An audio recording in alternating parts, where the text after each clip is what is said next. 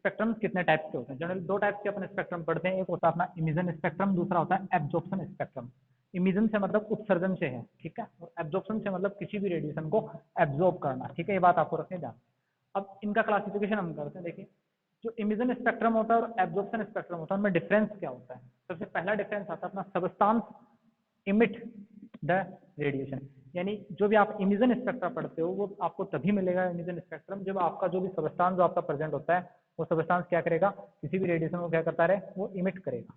आई बात समझो? तो रेडिएशन जब भी इमिट होंगी और जो स्पेक्ट्रम आपको मिलेगा वो आपका इमिजन स्पेक्ट्रम होगा।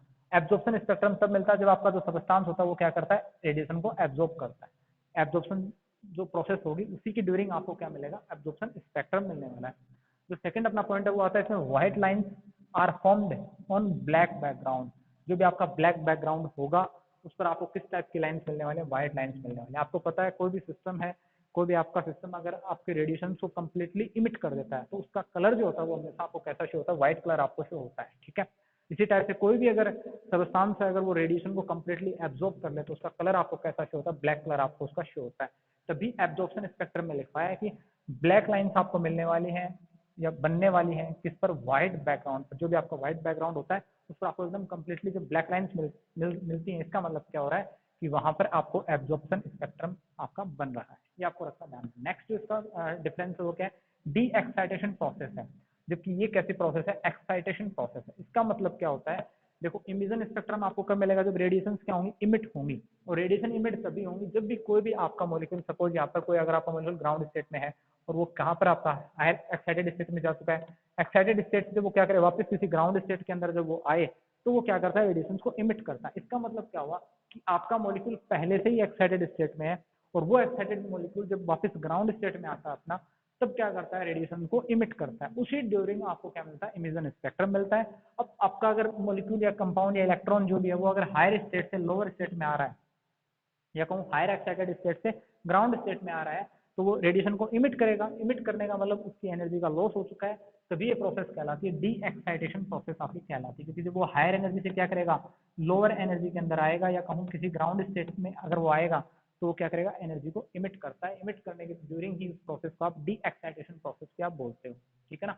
जबकि यहाँ एक्साइटेशन की प्रोसेस हो रही है। इसका मतलब क्या हुआ कि ग्राउंड स्टेट में आपका कोई मॉलिक्यूल है, वो ग्राउंड स्टेट का जो मॉलिक्यूल आपका होगा वो क्या करेगा, ग्राउंड स्टेट में यहाँ पे रखा हुआ है, रेडिएशन को क्या करेगा, एब्जॉर्ब करेगा। एब्जॉर्ब करते उसकी एनर्जी बढ़ जाएगी और एनर्जी बढ़ते वो कहाँ चला जाएगा, हायर एक्साइटेड स्टेट में वो चला जाता है। इस वजह से ये प्रोसेस कहलाती है एक्साइटेशन प्रोसेस होती है। क्योंकि यहाँ क्या होता है, यहाँ हायर एनर्जी लेवल से वो किसमें आता है, ग्राउंड एनर्जी लेवल्स में आता है या कहूँ लोअर एनर्जी लेवल्स में आता है। तो रेडिएशन को क्या करता है, इमिट करता है, बाहर एनर्जी निकालता है, एनर्जी का उसका लॉस हो जाता है। इसी वजह से प्रोसेस कहलाती है डी एक्साइटेशन प्रोसेस। तो आई थिंक आपको इमिजन और एब्जॉर्प्शन स्पेक्ट्रम में डिफरेंस समझ में आया होगा। अब अपन स्पेक्ट्रम को अदर क्लासिफिकेशन करते हैं इंफ्रास्ट्रक्चर के बेसिस, बनावट के आधार पर भी। बनावट के आधार पर भी हम स्पेक्ट्रम को डिवाइड करते हैं, दो पार्ट्स में अपन डिवाइड करते हैं स्पेक्ट्रम को। पहला आपका आता है लाइन स्पेक्ट्रम, दूसरा आता है आपका बैंड स्पेक्ट्रम। ये मैंने कल भी आपके साथ डिस्कस किया था जब अपन ने स्पेक्ट्रा का जो अपने पार्ट देखा था कि एटॉमिक स्पेक्ट्रा होता है, एक आपका मॉलिक्यूलर स्पेक्ट्रा होता है, तब भी मैंने आपको बताया था यहाँ पे, ठीक है। अब उनका थोड़ा ब्रॉड लेवल पे अपन देखते हैं कि उनका क्या उनका डिफरेंशिएशन होता है। जब आप पढ़ते हो लाइन स्पेक्ट्रम या कहूँ एटॉमिक स्पेक्ट्रम, और एक आपका होता है बैंड स्पेक्ट्रम। तो लाइन स्पेक्ट्रम को आप एटॉमिक स्पेक्ट्रम भी बोल सकते हो या कहूँ एटॉमिक स्पेक्ट्रम को आप लाइन स्पेक्ट्रम भी बोल सकते हो। क्यों, देखिएगा, क्योंकि इसमें पहला डिफरेंस आ रहा है कि जो आपका एटॉमिक स्पेक्ट्रम होता है वो शार्प और वेल डिफाइंड आपको लाइन्स देता है। यानी आपको मैंने कल भी बताया था बहुत ही शार्प लाइन आपको मिलने वाले, बहुत ज्यादा शार्प लाइन्स आपको मिलती हैं। उनके बीच में मतलब पीक्स होती है वो एकदम शार्प होती है, ठीक है ना, ब्रॉड नहीं होते हैं। आपके जो स्पेक्ट्रम मिलते हैं वो कैसे होते हैं, ब्रॉड नहीं होते, जो अपन ने कल डिस्कस किया था, ठीक है। सेम वही थिंग यहाँ पे होती है कि जो आप मॉलिक्यूलर स्पेक्ट्रम करते हो तो वहां पर आपका होता है जो क्लोज स्पेस लाइन आपको मिलती है, बहुत ही पास पास लाइन्स आपको मिलती हैं। या कह सकता हूँ कि आपको जब उनको बहुत ही ज्यादा हायर फ्रिक्वेंसी का आपका जो भी आप स्पेक्ट्रोमीटर आप यूज करते हो तभी आपको वो लाइन्स आपको दिखती है। अदरवाइज आपको बहुत सारे लाइन्स का एक मिक्सअप आपको दिखाई देता है यहाँ पे, जो कि बहुत ही क्लोजली स्पेस्ड होती है, बहुत पास पास होती है वो लाइन, ठीक है ना। तो ऐसा स्पेक्ट्रम आपका एक बैंड स्पेक्ट्रम है। आपने पढ़ा भी होगा सॉलिड स्टेट में बैंड्स बनते हैं। बैंड्स में क्या होता है, आपको बहुत सारी लाइन्स आपको क्या होती है, पास पास आपको नजर आती हैं, जब आप उसको बहुत एक अच्छे माइक्रोस्कोपी से आप उसको ऑब्जर्व करते हो तब जाके, ठीक है। लेकिन यहाँ आपको क्या होता है, यहाँ वो स्पेक्ट्रम हो गया। तो अब जब भी आप बहुत पास पास वाली लाइन्स को जब आप दूर से देखते हो तो आपको एक सिंगल लाइन नजर आती है, लेकिन जैसे जैसे आप उसको पास देखते हो, पास आते जाते हो, तो आपको पता चलता है कि यहाँ बहुत सारे लाइन्स जबकि प्रेजेंट हैं। उसी को आप बैंड बोलते हो, ठीक है ना, उसी को आप क्या नाम देते हो, बैंड नाम देते हो। और ये ऑब्जर्वेशन आपको एक अच्छी माइक्रोस्कोपी से, जिसकी फ्रिक्वेंसी अच्छी हो, जिसका आप देख सकते हो ऑब्जर्वेशन बहुत अच्छा हो, वही क्या आपको बता पाती है कि ये बहुत सारी लाइन्स का मिक्सअप होता है आपका बैंड स्पेक्ट्रम या मोलिकुलर स्पेक्ट्रम। उसका रीजन एक और भी है, क्योंकि यहाँ मॉलिक्यूल्स, मैंने बोला मॉलिकुलर स्पेक्ट्रम है, मॉलिक्यूल्स में क्या प्रेजेंट होंगे, एटम्स प्रेजेंट होंगे, अणु प्रेजेंट होंगे, परमाणु प्रेजेंट होंगे। तो एक मॉलिक्यूल में बहुत सारे परमाणु प्रेजेंट हो सकते हैं, ठीक है ना। तो उन परमाणुओं की वजह से आपको क्या मिलती है, बहुत सारी लाइन्स आपको मिलते हैं, क्योंकि हर एटम आपका क्या करेगा, हर एटम अपनी एक लाइन को, हर एटम अपनी एक लाइन देगा, ठीक है, हर एटम एक अपनी लाइन देगा, कोई दूसरा एटम वो अपनी लाइन देगा। तो अगर बहुत सारे एटम्स प्रेजेंट है तो वो सभी अपनी अपनी लाइन से शो करते हैं। तो ये सभी लाइंस आपस में ग्रुपिंग करके क्या बना देता है, आपका बैंड बना देता है, पूरा एक बैंड बन जाता है आपका, ठीक है ना, जिसको आप एक अच्छी स्पेक्ट्रोस्कोपी में, स्पेक्ट्रोमीटर से या फिर एक अच्छी माइक्रोस्कोपी से आप उसको ऑब्जर्व कर सकते हो। नेक्स्ट बात करते हैं अपन कैरेक्टरिस्टिक्स ऑफ एटम्स। जो भी आपका एटॉमिक स्पेक्ट्रम होता है, किसका कैरेक्टरिस्टिक्स है, वो हमेशा किसका होगा, आपका एटम्स का ही होगा, सिंपल है।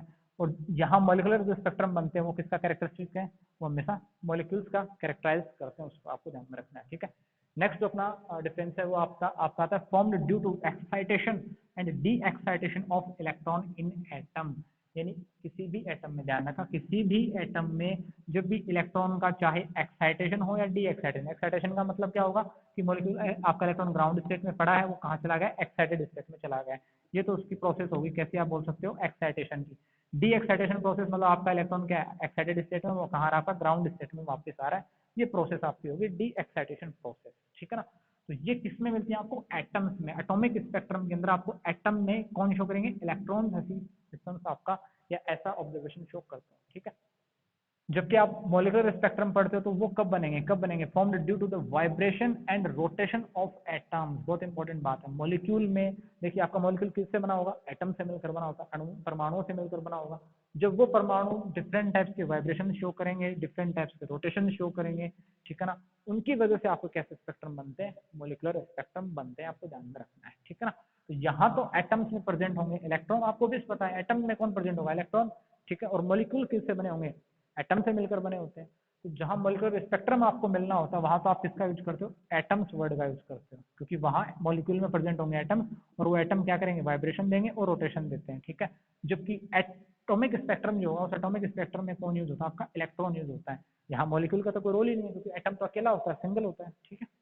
नेक्स्ट हम बात करते हैं जो आपका लाइन स्पेक्ट्रम होता है, उसको एटॉमिक स्पेक्ट्रम को आप एटॉमिक स्पेक्ट्रा भी आप बोलते हो, ध्यान में रखना। जबकि आपका जो मॉलिकुलर या बैंड स्पेक्ट्रम होता है उसको आप मॉलिकुलर स्पेक्ट्रा भी आप बोलते हो, ठीक है। तो ये एक आपका क्या होगा, क्लासिफिकेशन हो चुका है स्पेक्ट्रा से, या कितने टाइप के स्पेक्ट्रम आपके होते हैं। तो इमिशन स्पेक्ट्रम एक होता है, एब्जॉर्प्शन स्पेक्ट्रम। इसी टाइप से आप इंफ्रास्ट्रक्चर के बेस पे आप बोल सकते हो कि लाइन और बैंड, ये भी दो टाइप के आपको स्पेक्ट्रम मिलते हैं। जहां अपन ने लास्ट लेक्चर में बात भी की थी कि एटॉमिक स्पेक्ट्रा क्या होता है और आपका मॉलिकुलर स्पेक्ट्रा आपका क्या होता है। अब अपन पढ़ रहे हैं जो भी आपका नेक्स्ट अपना टॉपिक होगा वो होगा कि जो आपका एब्जॉर्प्शन प्रोसेस होते हैं उनमें कौन कौन से लॉज दिए गए। तो आपने पढ़ा होगा, फोटोकेमिस्ट्री में पढ़ा होगा, केमिकल काइनेटिक्स में पढ़ा होगा। एक होता है आपका बियर का लॉ होता है और एक आता है आपका बियर लैम्बर्ट का लॉ। ये दो लॉज आते हैं जो कि आपके एब्जॉर्प्शन के लॉज होते हैं। तो हम अपन अब आगे डिस्कस करने वाले उन लॉज के बारे में कि वो लॉज आपके क्या होते हैं, उनमें क्या क्या उन्होंने डेफिनेशन दी, उनके बारे में अपन जानने वाले हैं।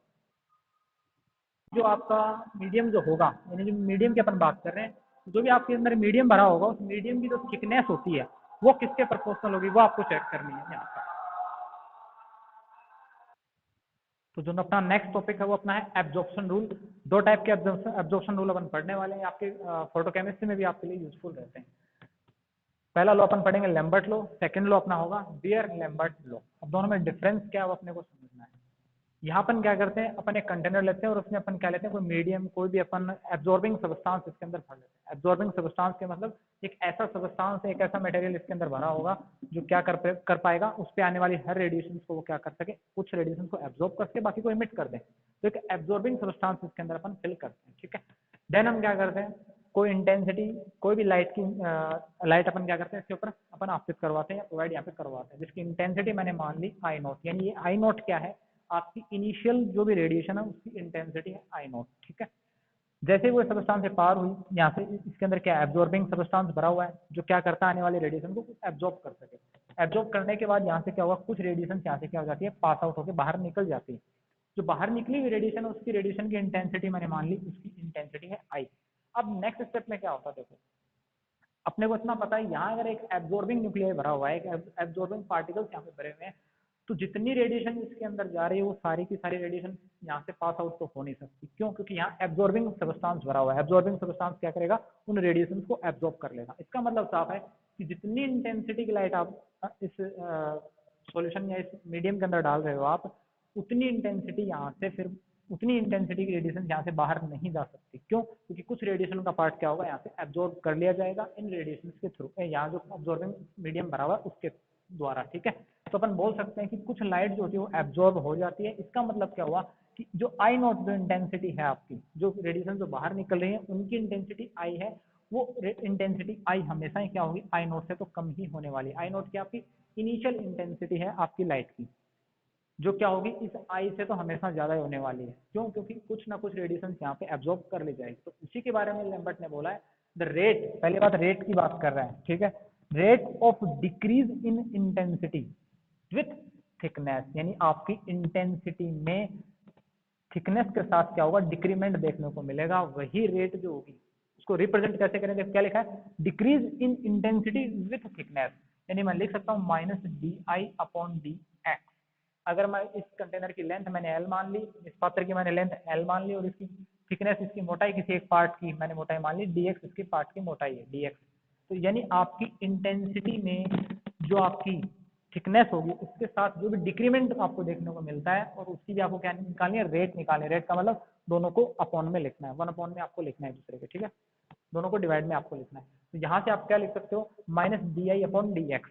मतलब क्या हुआ कि जो रेट, ये आपकी रेट हो चुकी है, उसमें आपको डिक्रीमेंट देखने को मिलेगा, डिक्रीज मिलेगी। डिक्रीज का साइन मतलब नेगेटिव साइन यहाँ रिप्रेजेंट कर रहा है डिक्रीमेंट को, कि आपकी जो इंटेंसिटी है लाइट की वो थिकनेस के साथ क्या होती है, घटती जाती है, कम होती जाती है। उसी रेट को मैंने इस तरीके से रिप्रेजेंट कर दिया minus D I upon D x. वो क्या होती है, प्रोपोर्शनल होती है। प्रोपोर्शनल होती है किसके, to the intensity of the radiation. वो रेडिएशन की जो इंटेंसिटी है उसके प्रोपोर्शनल होती है। और रेडिएशन की इंटेंसिटी क्या है, आई। ये बात कर रहा है इंसिडेंट रेडिएशन की इंटेंसिटी की बात नहीं कर रहा है। यहाँ जो इंटेंसिटी ली जाती है वो इंटेंसिटी कौन सी है, जो इंटेंसिटी आपको रेडिएशन जो पास आउट हो चुकी है, बाहर निकल चुकी है, जो रेडिएशन यहाँ से बाहर निकल चुकी है, उन रेडिएशन की इंटेंसिटी के ही प्रोपोर्शनल होगा ये पार्ट आपका। पहली बात आपको ध्यान में रखनी है। ठीक है, तो यहाँ से जैसे आप प्रोपोर्शनल का साइन हटाओगे, मैंने मान लिया कोई स्थिरांक आपका आ गया आई एल एट। इसको चलो नेक्स्ट स्टेप में अपन लिखते हैं, क्या लिख देंगे, minus D I upon D x. यहाँ से क्या लिख दिया, प्रोपोर्शनल का साइन हटाया, कोई कॉन्स्टेंट ले लिया के, और ये आगे इसकी इंटेंसिटी आई। तो आपको यहाँ क्या ध्यान में रखना है लैम्बर्ट लॉ के अकॉर्डिंग, कि जो रेडिएशन की जो इंटेंसिटी होती है उसमें थिकनेस के साथ, यानी उस कंटेनर की जो थिकनेस है उसके साथ क्या देखने को मिलता है, आपको डिक्रीमेंट देखने को मिलता है, डिक्रीज होती है। तो ये जो डिक्रीमेंट होता है, जो रेट होती है, ये रेट जो होती है कंप्लीट रेट, ये किसके प्रोपोर्शनल होगी, जो रेडिएशन आपकी पास आउट हो चुकी है उनकी इंटेंसिटी के प्रोपोर्शनल होती है। आपको ध्यान रखना है।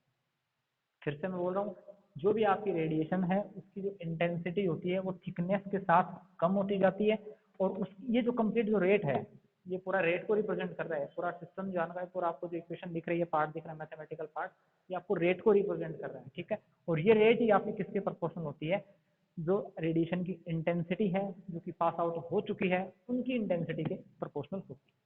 जैसे प्रोपोर्शनल का साइन हटाओगे, यहाँ से के आ जाएगा, कोई कांस्टेंट के मैंने मान लिया। अब यहाँ पे आप आई के जो भी आपके पद हैं उनको एक साइड कर लो, बाकी पदों को आप एक साइड। तो यहाँ से आप क्या लिख सकते हो, साइन को भी आप उस साइड में दे सकते हो, डी आई अपॉन आई, इसको आप लिख सकते हो माइनस के इंटू डी एक्स। अब आप क्या कर दोगे यार, दोनों तरफ से आप क्या कर सकते हो, इंटीग्रेशन। जैसे दोनों साइड में लेफ्ट हैंड और राइट हैंड दोनों साइड में आप इंटीग्रेशन कर दोगे, तो ये मैंने कर दिया इंटीग्रेशन। यहाँ पे नेक्स्ट स्टेप में आप नेक्स्ट स्टेप में कर लेना। इनिशियली यहाँ पे आप लोअर लिमिट रखते हो इंटीग्रेशन में, यहाँ भी लोअर, यहाँ हायर हायर लिमिट रखते हो।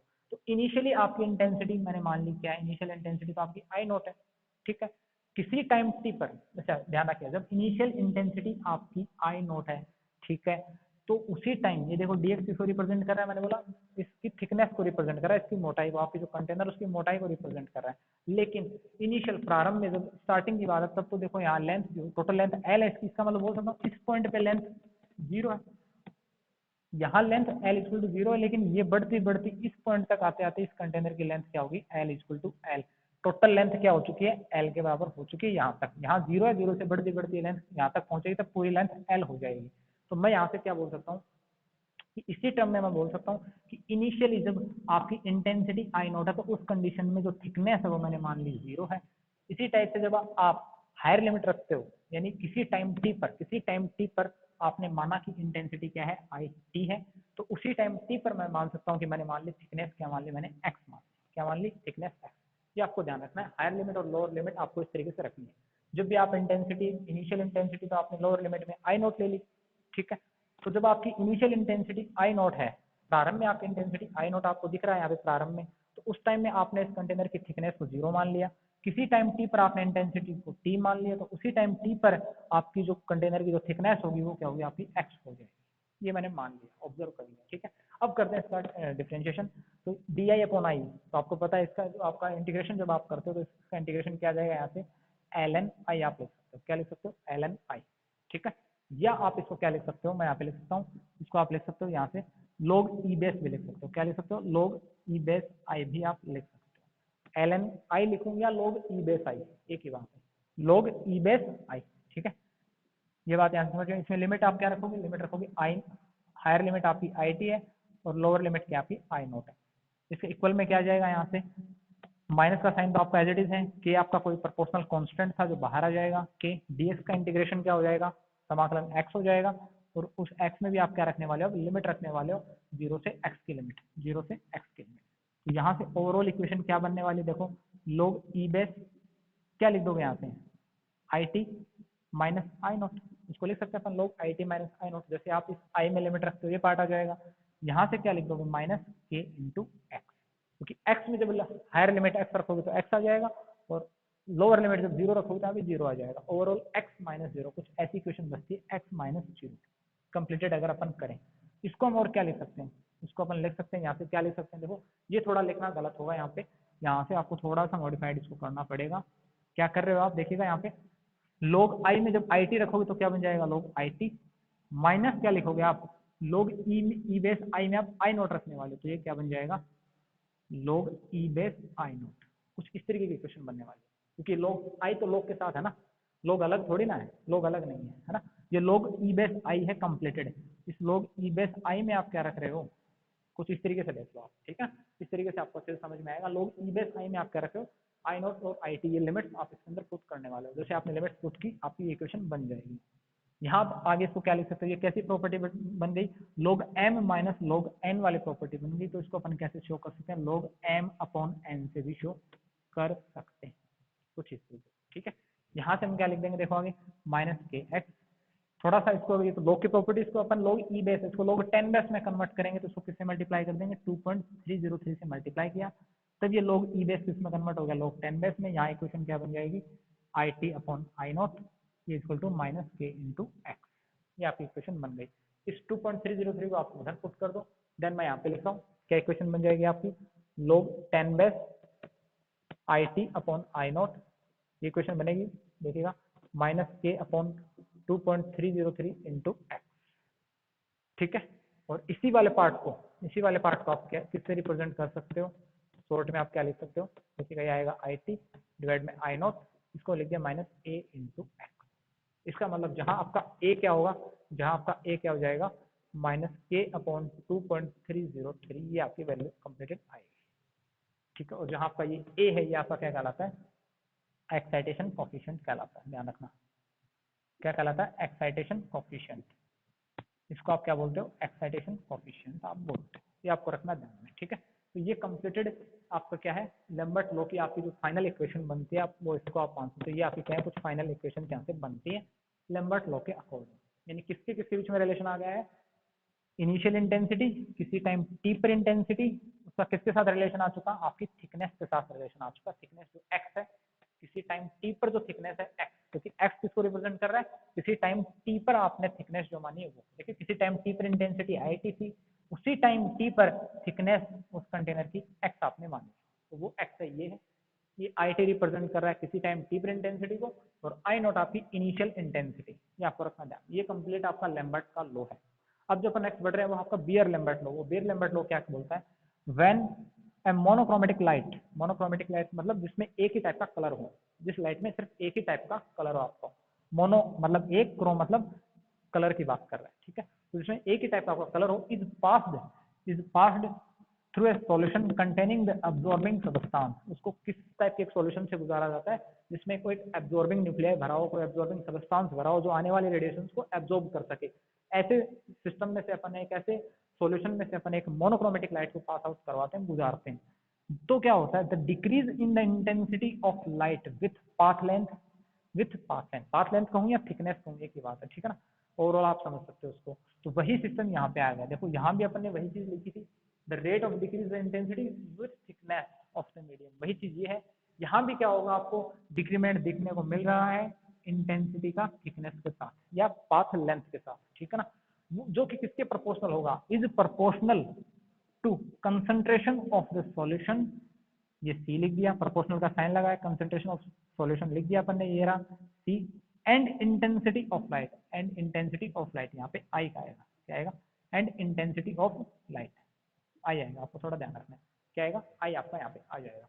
तो किस चीज के इक्वल है, कंसंट्रेशन ऑफ द सॉल्यूशन के भी इक्वल है, प्रोपोर्शनल है, और साथ में इंटेंसिटी ऑफ लाइट आई के भी प्रोपोर्शनल है, ये आपको रखना ध्यान में, ठीक है।